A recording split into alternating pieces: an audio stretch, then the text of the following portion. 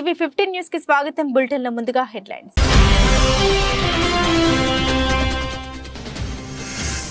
అద్వానీకి దేశ అత్యున్నత పౌర పురస్కారం భారత రత్నం ప్రకటించిన భారత ప్రభుత్వం.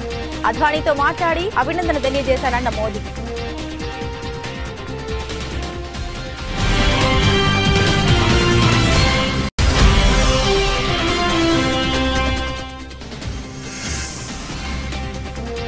హైదరాబాద్ వేదికగా జార్ఖండ్ ఎమ్మెల్యేల క్యాంపు రాజకీయం. షామీర్పేట రిసార్టుకు తరలింపు.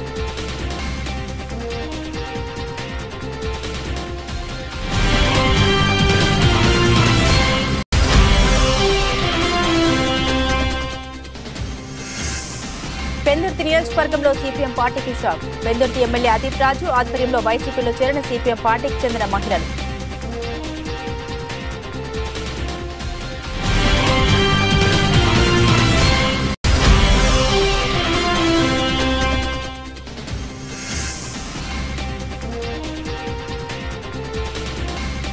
బీఆర్ఎస్ పార్టీకి రాజీనామా చేసిన మాజీ డిప్యూటీ సీఎం తాటికొండ రాజయ్య కాంగ్రెస్ పార్టీలో చేరనున్న Tatikonda Rajaiah.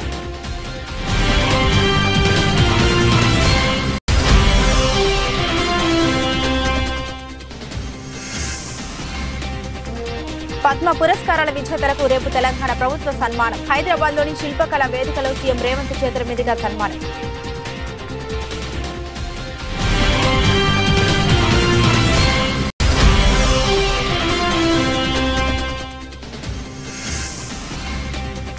Under-19 world cup లో కొనసాగుతున్న భారత్ జైత్రయాత్ర. నేపాల్పై విజయంతో సెమీస్ భర్తీ ఖరారు.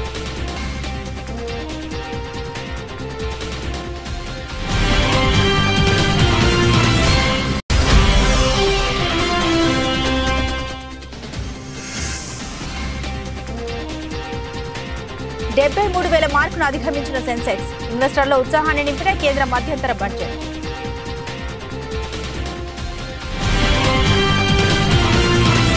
బీజేపీ అగ్రనేత రాజకీయ కురువృద్ధుడు అద్వానీని భారత ప్రభుత్వం దేశ అత్యున్నత పౌర పురస్కారం భారత రత్నకు ఎంపిక చేసింది.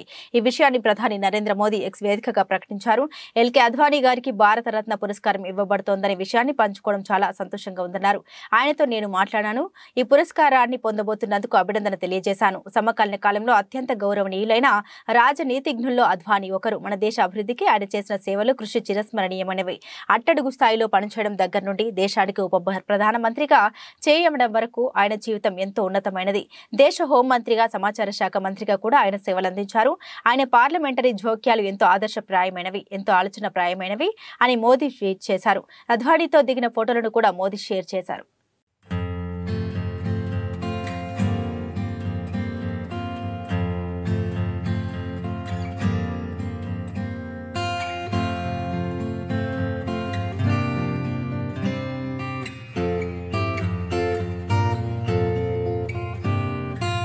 వచ్చే ఎన్నికలకు సంబంధించి వైఎస్ఆర్సీపీ తరపున 4 పార్లమెంట్ స్థానాలు, 6 అసెంబ్లీ స్థానాలకు ఇన్ఛార్జీలను మంత్రి మేరుగు నాగార్జున, పార్టీ ప్రధాన కార్యదర్శి సజ్జల రామకృష్ణారెడ్డి ప్రకటించారు. రాజమండ్రి, నర్సాపురం, గుంటూరు, చిత్తూరు ఎంపీ స్థానాలకు Mylavaram, Markapuram, Giddalur, Nellore city, GD, Nellore, Yemmiganur MLA స్థానాలకు ఇన్ఛార్జీలుగా నియమించిన వారి పేర్లను వెల్లడించారు. వైఎస్ఆర్ కాంగ్రెస్ పార్టీ తరపున వచ్చే సార్వత్రిక ఎన్నికల్లో పోటీ చేసే పార్లమెంటుకు అలాగే అసెంబ్లీకి కొన్ని నియోజకవర్గాలు ఫైనలైజ్ అయ్యాయి. ఆ వివరాలు ఇప్పుడు మన మంత్రి మేరుగు నాగార్జున గారు చదివి వినిపిస్తారు. ముఖ్యమంత్రి పార్టీ అధ్యక్షులు వైఎస్ జగన్మోహన్ రెడ్డి గారి ఆదేశాల మేరకు ఈ క్రింది పేర్కొన్న లోక్సభ, అసెంబ్లీ నియోజకవర్గాల ఇన్ఛార్జీలను నియమించడం జరిగింది. రాజమండ్రి ఎంపీ పార్టీ సమన్వయకర్తగా డాక్టర్ గూడూరి శ్రీనివాస్, అలాగే నర్సాపురం ఎంపీ పార్టీ సమన్వయకర్తగా అడ్వకేట్ గూడూరి ఉమాబాల, గుంటూరు ఎంపీకి పార్టీ సమన్వయకర్తగా Ummareddy Venkataramana, Guntur MP Ummareddy Venkataramana, Chittoor MP S Reddeppa ఎవరైతే పార్లమెంట్ సభ్యులుగా ఉన్నారో వారిని, మైలవరం సమన్వయకర్తగా సర్నాల తిరుపతిరావు యాదవ్,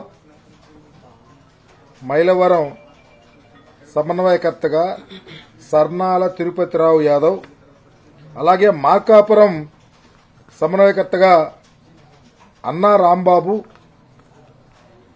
గిద్దలూరు సమన్వయకర్తగా కె నాగార్జునరెడ్డి, నెల్లూరు సిటీ సమన్వయకర్తగా ఎండి ఖలీల్, నెల్లూరు డిప్యూటీ మేజర్ గారు వారు, అట్లాగే జీడీ నెల్లూరు సమన్వయకర్తగా ప్రస్తుత ఉప ముఖ్యమంత్రి వర్యులు కె నారాయణస్వామి, ఎమ్మిగినూరు సమన్వయకర్తగా బుట్టా రేణుక, వీరిని సమన్వయకర్తలుగా గౌరవ ముఖ్యమంత్రి గారు ఆదేశం మేరకు నియమించడం జరుగుతూ ఉంది. జార్ఖండ్ జేఎంఎం ఎమ్మెల్యేలు హైదరాబాద్ కు చేరుకున్నారు. మాజీ ముఖ్యమంత్రి హేమంత్ సోరెన్ అరెస్టు తదనంతర పరిణామాల నేపథ్యంలో ఎమ్మెల్యేలను కాపాడుకోవడం కోసం వారిని హైదరాబాద్ కు తరలించారు. వారు నిన్ననే రావాల్సి ఉంది, కానీ వాతావరణం అనుకూలించకపోవడంతో శుక్రవారం చేరుకున్నారు. రాంచీ నుండి హైదరాబాద్ విమానాశ్రయానికి చేరుకున్న 12 మంది జేఎంఎం ఎమ్మెల్యేలను అటు నుండి నేరుగా షామీర్పేటలోని ఓ రిసార్ట్ కు 2 బస్సులు తరలించారు. ఈ నెల 5న జార్ఖండ్ అసెంబ్లీలో కొత్త ముఖ్యమంత్రి చంపై సోరెన్ బల నిరూపణ చేసుకోవాల్సి ఉంది. ఈ నేపథ్యంలో జేఎంఎం కాంగ్రెస్ పార్టీ కూటమి అప్రమత్తమైంది. జార్ఖండ్ ఎమ్మెల్యేల బాధ్యతల్ని మంత్రి పొన్నం ప్రభాకర్ చూసుకుంటున్నారు. అసెంబ్లీ బల నిరూపణ వరకు ఎమ్మెల్యేలు హైదరాబాద్ లోనే ఉండనున్నారు.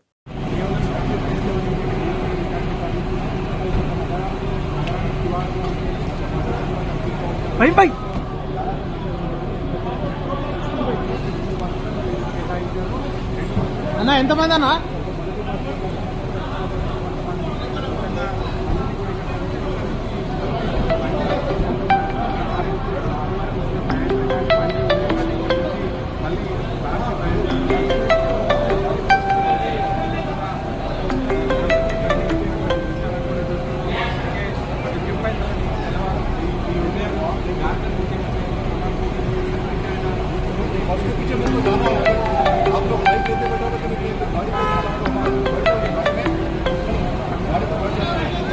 పెందుర్తి నియోజకవర్గంలో సిపిఎం పార్టీకి షాక్ తగిలింది. పెందుర్తి ఎమ్మెల్యే అదీప్ రాజు ఆధ్వర్యంలో వైసీపీలో చేరిన సిపిఎం పార్టీకి చెందిన మహిళలు సుమారు 100 మంది సిపిఎం పార్టీకి చెందిన మహిళలు వైసీపీలో చేరారు.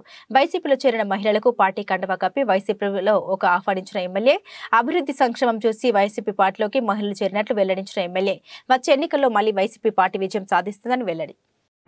నమస్కారం. ఈరోజు శుభదినం అని చెప్పాలి.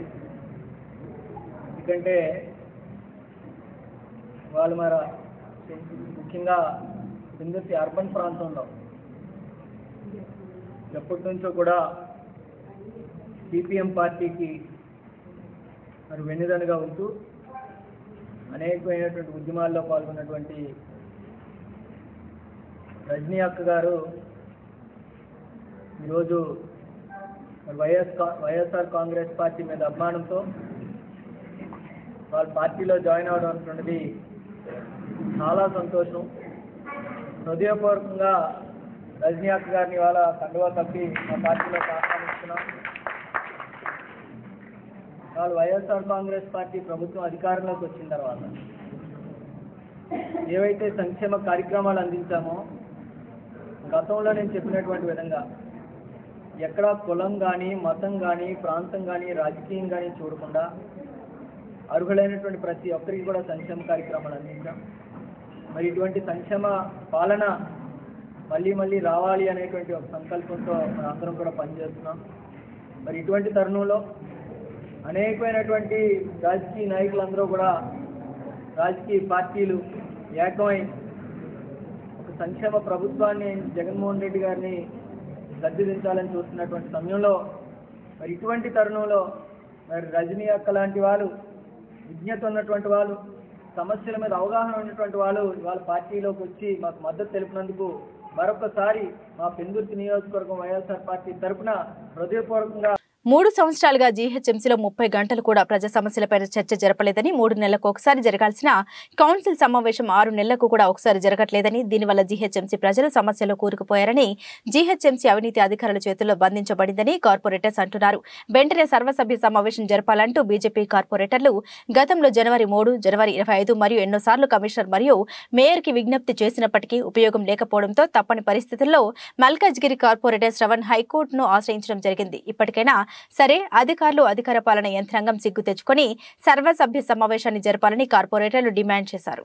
3 సంవత్సరాల్లో కనీసం 30 గంటలు 30 కన్నా తక్కువనే, కానీ 30 గంటల కన్నా తక్కువ సమయం కూడా ప్రజా సమస్యలపైన చర్చ జరగలేదు.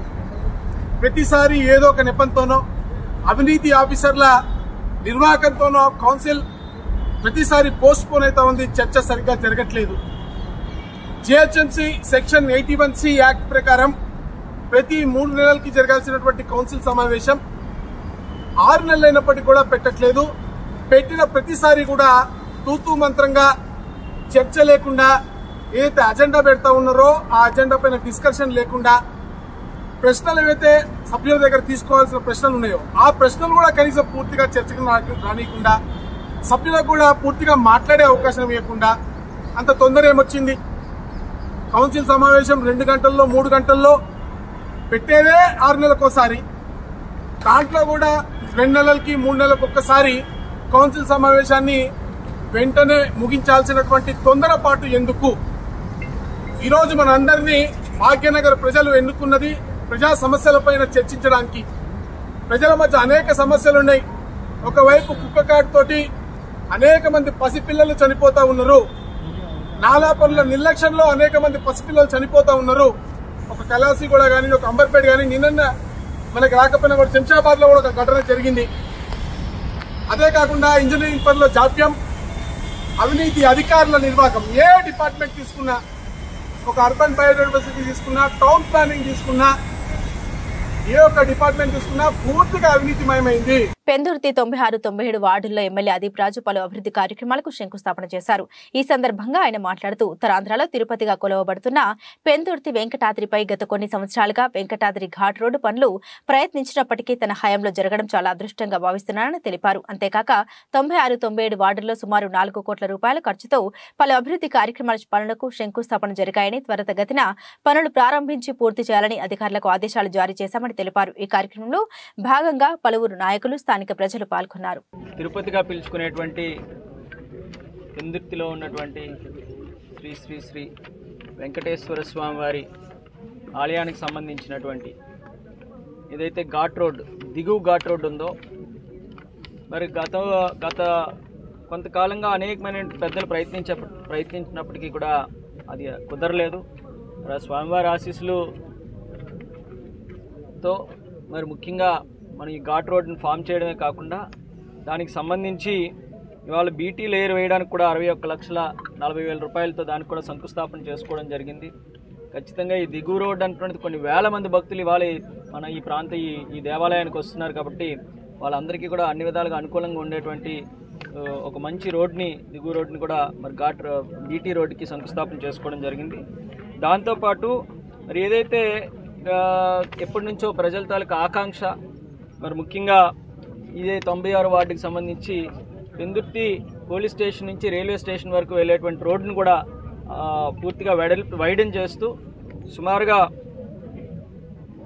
1,54,00,000 రూపాయలతో మరి దానికి కూడా శంకుస్థాపన చేసుకున్నాం. అంతేకాకుండా 95వ వార్డులో కూడా ఒక ప్రధానమైనటువంటి రోడ్డు ఏదైతే ఉందో కంఫర్ట్ హోమ్స్కి వెళ్ళేటువంటి రోడ్డును కూడా సుమారుగా 1,67,00,000 రూపాయలతో శంకుస్థాపన చేసుకున్నాము.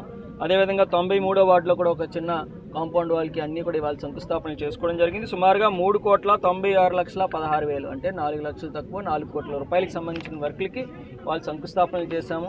మెదక్ జిల్లా రామాయంపేట పట్టణంలో కాంగ్రెస్ పార్టీ నాయకులు విలేకరుల సమావేశం ఏర్పాటు చేశారు. ఈ సందర్భంగా కాంగ్రెస్ పార్టీ రాష్ట్ర కార్యదర్శి సుప్రభాతరావు మాట్లాడుతూ 6వ తారీఖున సిద్దిపేట పట్టణంలో కాంగ్రెస్ పార్టీ కార్యాలయ ప్రారంభోత్సవం జరుగుతుందని పేర్కొన్నారు.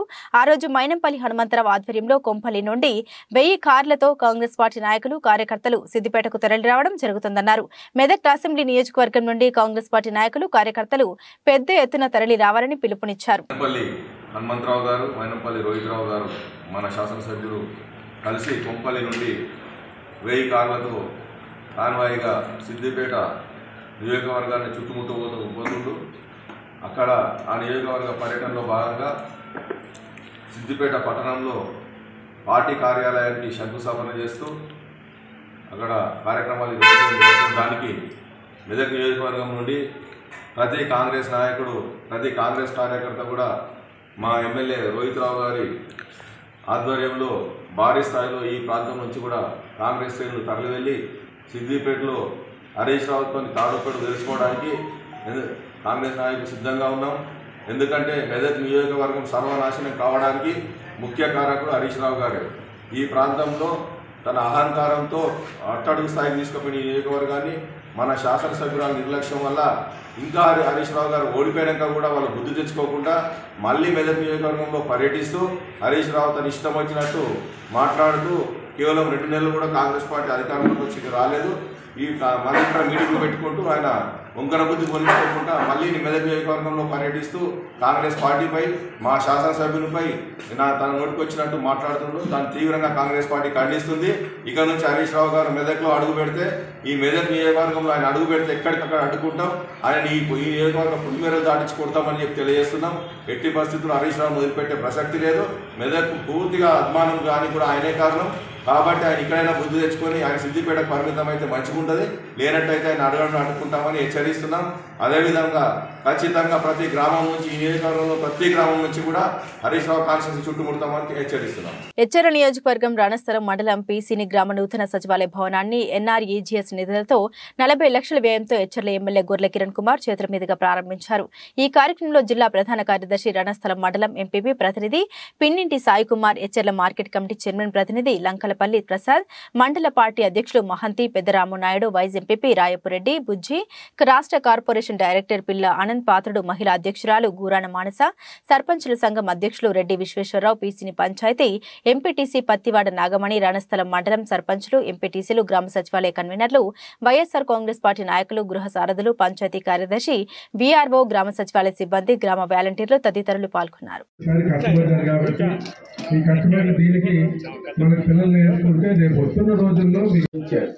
ఇచ్చిన తర్వాత మనకి డబ్బా సచివాలయం కాదు పక్కన పెట్టి, కానీ 100 సచివాలయాలు, 100 రైతు భరోసా కేంద్రాలు, 100 వెల్నెస్ సెంటర్లు మన పేరు మీద ఆ గ్రామాల్లో అప్పుడు మన పూర్వం మన పెద్దలు ఉండేవి. మండల పరిషత్ దీంట్లో సూర్యనారాయణ నాయుడు గారి పేరు లేకపోతే శ్రీరామనాయుడు గారి పేర్లు ఉండేవి. అలాగే అన్ని గ్రామాల్లో మనం వెళ్ళేసరికి మన పేరు ఆ విధంగా ఆ గ్రామాల్లో ఒక శిలాఫలకాల మీద కనబడితే మనకు అది జీవితమే మనకి ఒక ఆనందదాయకమైన రోజులే. ఇవన్నీ కాదు కాబట్టి ఇలాగే ప్రతి గ్రామంలో కూడా సర్పంచులు కానీ ఎంపీటీసీలు కానీ కలిసికట్టుగా పనిచేసి కార్యకర్తలు కానీ మళ్ళీ జగన్మోహన్ రెడ్డి గారు వస్తేనే మళ్ళీ ప్రజలందరికీ మంచి చేయగలుగుతాం.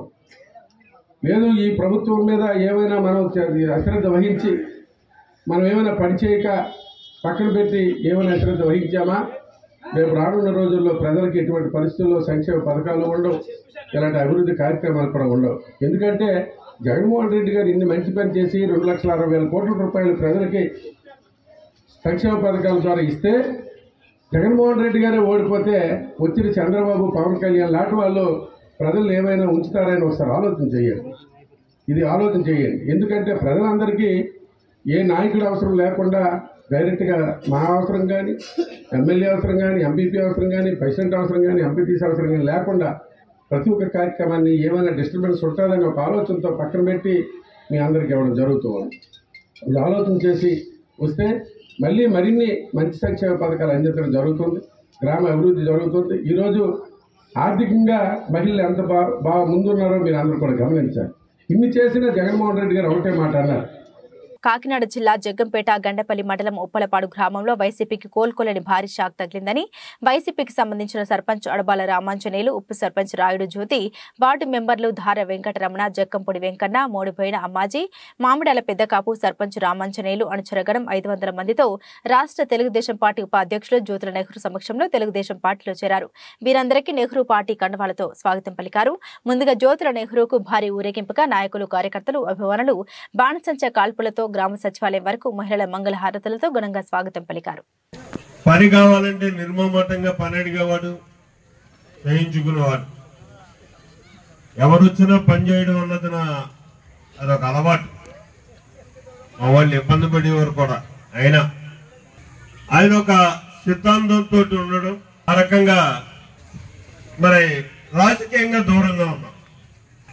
తర్వాత ఆంజనేయులు తెలుగుదేశం పార్టీలోకి వచ్చాడు. ఎప్పుడు వచ్చాడు, ఎందుకు వచ్చాడు? కాంగ్రెస్ పార్టీలో ఉన్నటువంటి నాయకుడు తెలుగుదేశం పార్టీ పార్లమెంటు సభ్యుడిగా ఎన్నిక అభ్యర్థి అయితే అప్పుడు అతనితో పాటు కూడా ఇక్కడికి వచ్చినటువంటి పరిస్థితి. అంటే ఈ రాష్ట్రంలో కాంగ్రెస్ పార్టీ అట్టడుగుపోయింది, ఎవరు ఆదరించేవాళ్ళు లేరు. ఆయన ఇది ఎందుకు చెప్తున్నానంటే కొందరాజు యొక్క వ్యక్తిత్వం గురించి.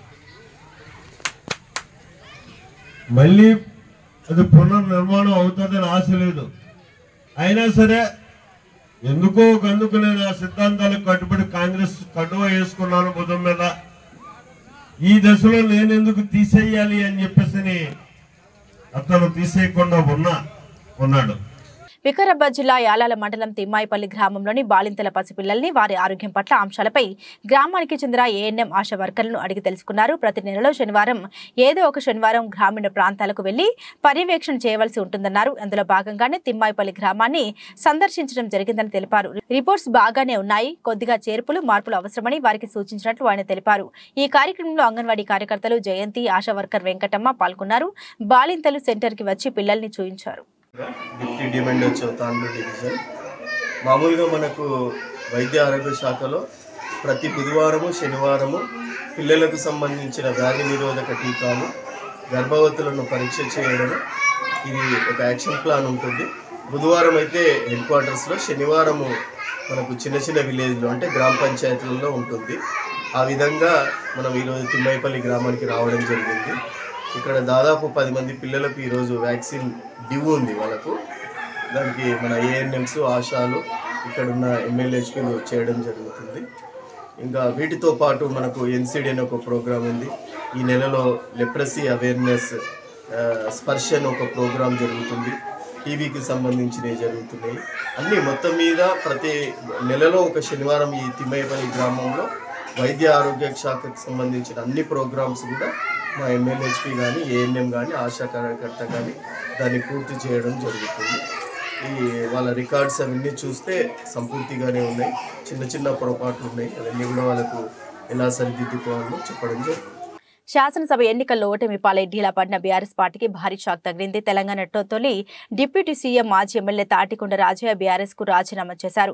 ఆయన కాంగ్రెస్ పార్టీలో చేరనున్నట్లు సమాచారం. గత ఎన్నికల్లో స్టేషన్ ఘన్పూర్ టికెట్ ను రాజయ్యకు కేసీఆర్ నిరాకరించారు. ఆయన స్థానంలో కడియం శ్రీహరికి టికెట్ ఇచ్చారు. దీంతో అప్పటి నుండే ఆయన తీవ్ర అసహనంతో ఉన్నారు. తన అనుచరులతో లోతుగా చర్చించిన తర్వాత పార్టీకి గుడ్ బై చెప్పడమే బెటర్ అనే నిర్ణయానికి ఆయన వచ్చారు. ఇప్పటికే ఆయన మంత్రి పొంగులేటి శ్రీనివాసరెడ్డితో చర్చలు జరిపారు.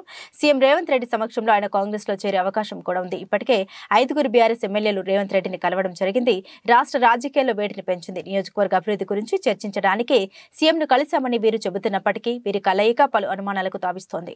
పద్మ పురస్కారాలకు ఎంపికైన విజేతల్ని తెలంగాణ ప్రభుత్వం ఘనంగా సన్మానించనుంది. రేపు శిల్పకళ వేదికలో సన్మాన కార్యక్రమాన్ని నిర్వహించనున్నారు. పద్మ విభూషణ్ కు ఎంపికైన మాజీ ఉపరాష్ట్రపతి వెంకయ్యనాయుడు, సినీ నటుడు చిరంజీవిని మంత్రి జూపల్లి కృష్ణారావు సీఎం రేవంత్ రెడ్డి తరపున ఆహ్వానించారు. వెంకయ్యనాయుడును జూబ్లీహిల్స్ లోని ఆయన నివాసంలో, చిరంజీవిని అన్నపూర్ణ స్టూడియోస్ లో మంత్రి మర్యాదపూర్వకంగా కలిసి శుభాకాంక్షలు తెలియజేశారు.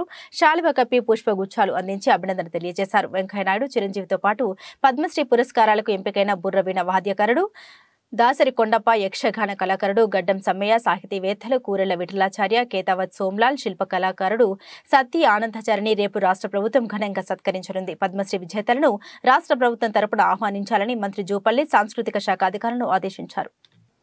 డీటెయిల్స్ చూస్తే దక్షిణాఫ్రికాలో జరుగుతున్న అండర్-19 వరల్డ్ కప్ లో భారత్ జోరు కొనసాగుతుంది. సూపర్ 6 దశలోనూ భారత్ కుర్రాల జట్టు ఎదురు లేకుండా ముందుకు సాగుతోంది. ఇవాళ బ్లూ ఫౌంటైన్ లో నేపాల్ తో జరిగిన మ్యాచ్ లో భారత్ 132 పరుగుల తేడాతో భారీ విజయాన్ని అందుకుంది. తద్వారా సెమీస్ బెర్త్ ఖరారు చేసుకుంది. ఈ మ్యాచ్ లో టాస్ గెలిచి బ్యాటింగ్ చేసిన భారత్ నిర్ణీత 50 ఓవర్లలో 5 వికెట్లకు 297 పరుగులు చేశారు. సచిన్ దాస్, కెప్టెన్ ఉదయ్ సహరాన్ సెంచరీలతో మెరిశారు. అనంతరం 298 పరుగుల భారీ లక్ష్యంతో బరిలో దిగిన నేపాల్ జట్టు 50 ఓవర్లలో 9 వికెట్ల 165 పరుగులు చేసి ఓటమి పాలైంది. ఆ జట్టులో కెప్టెన్ దేవ్ ఖనాల్ చేసిన 33 పరుగులే అత్యధికం. చివర్లో దుర్గేష్ గుప్తా నాటౌట్, ఆకాష్ చంద్ పోరాడంతో నేపాల్ ఆలౌట్ కాకుండా తప్పించుకుంది. భారత్ బౌలర్లో సమీ ఫౌండే 4 వికెట్లతో నేపాల్ దెబ్బతీశారు. హర్షిన్ కులకర్ణి 2, రాజ్ లింబానీ 1, ఆరాధ్య శుక్లా 1, మురుగన్ అభిషేక్ 1 వికెట్ తీశారు.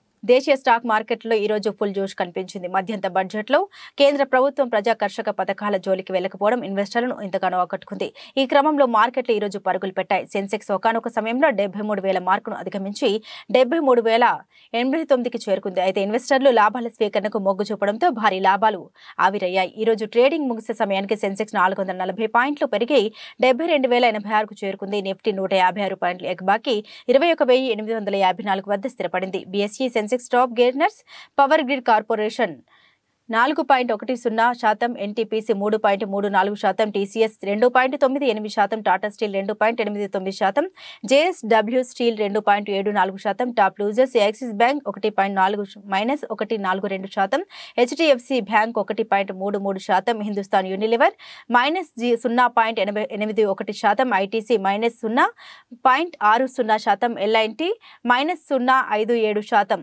బులెటిన్ ముగించే ముందు హెడ్లైన్స్ మరోసారి.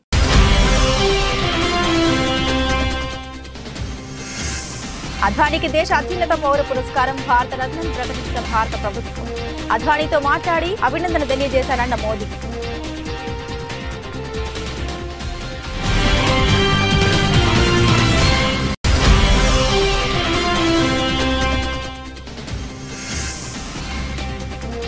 హైదరాబాద్ వేదికగా జార్ఖండ్ ఎమ్మెల్యేల క్యాంపు రాజకీయం. షామీర్పేట రిసార్టుకు తరలింపు.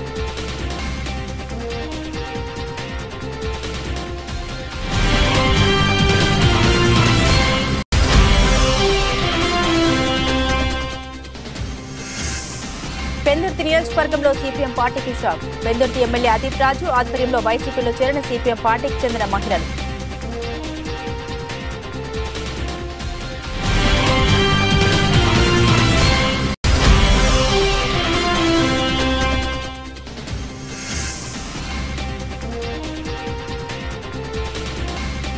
బీఆర్ఎస్ పార్టీకి రాజీనామా చేసిన మాజీ డిప్యూటీ సీఎం తాటికొండ రాజయ్య. కాంగ్రెస్ పార్టీలో చేరనున్న Tatikonda Rajaiah.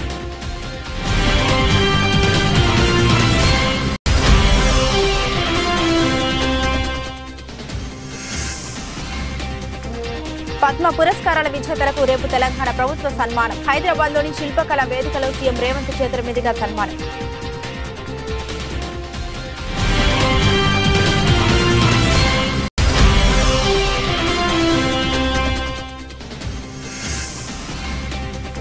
Under-19 world cup లో కొనసాగుతున్న భారత్ జైత్రయాత్ర. నేపాల్పై విజయంతో సెమీస్ భర్తీ ఖరారు.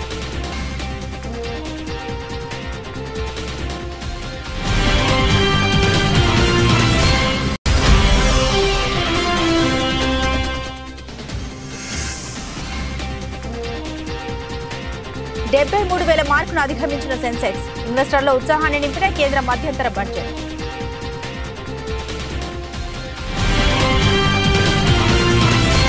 ఇవి బులెటిన్లోని విశేషాలు. తిరిగి మరో బులెటిన్తో మళ్ళీ కలుసుకుందాం. సెలవు.